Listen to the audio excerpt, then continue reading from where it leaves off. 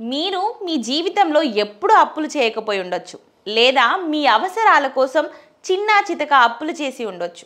కానీ దేశం మొత్తంలో చూస్తే తెలుగు రాష్ట్రాల ప్రజలు భారీగా అప్పులు చేశారు.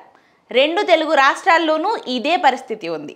అప్పులు రెండు రకాలు: ఆదాయాన్ని తెచ్చిపెట్టేవి, ఖర్చులను తెచ్చిపెట్టేవి. మనందరం కూడా ఆదాయాన్ని తెచ్చిపెట్టే అప్పులు ఎంత చేసినా మంచిదే.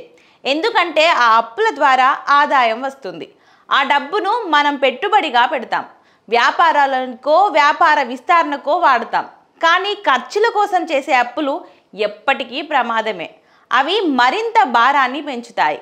అదే ఫార్ములా రాష్ట్రాల ప్రభుత్వాలకు వర్తిస్తుంది. ప్రభుత్వాలు అభివృద్ధి మౌలిక సదుపాయాల కోసం అప్పులు చేయవచ్చు, కానీ ఖర్చుల కోసం అప్పులు చేస్తే ఆ భారం ప్రజలపై పడి ప్రజలు నష్టపోతారు. ప్రస్తుతం ఏపీ తెలంగాణ ప్రజలు తీవ్ర అప్పుల్లో ఉన్నారు.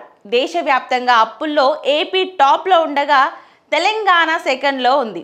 2020-2021 లెక్కల ప్రకారం ఆంధ్రప్రదేశ్లో 43.7% మంది అప్పుల్లో ఉన్నారు. తెలంగాణలో 37.2% మంది అప్పుల్లో ఉన్నారు. ఈ వివరాల్ని కేంద్ర గణాంకాల శాఖ రిపోర్ట్ బయటపెట్టింది. తెలుగు రాష్ట్రాల ప్రజలు ఎందుకు ఇంతలా అప్పులు చేస్తున్నారనే డౌట్ మనకు ఉంటుంది. ఇక్కడ ఒక విషయం గమనించాల్సి ఉంటుంది. బ్యాంకులు విరివిరిగా రుణాలు ఇస్తున్నాయి. లోన్ యాప్ల ద్వారా కొంతమంది అప్పులు తీసుకుంటున్నారు. వడ్డీ వ్యాపారాల నుంచి అప్పులు తీసుకుంటున్నారు. ఇలా అవకాశాలు ఎక్కువగా ఉండడంతో రుణాలు కూడా అలాగే ఉన్నాయి. మరి ప్రజలు ఏ అవసరాల కోసం అప్పులు చేస్తున్నారనేది కీలకం.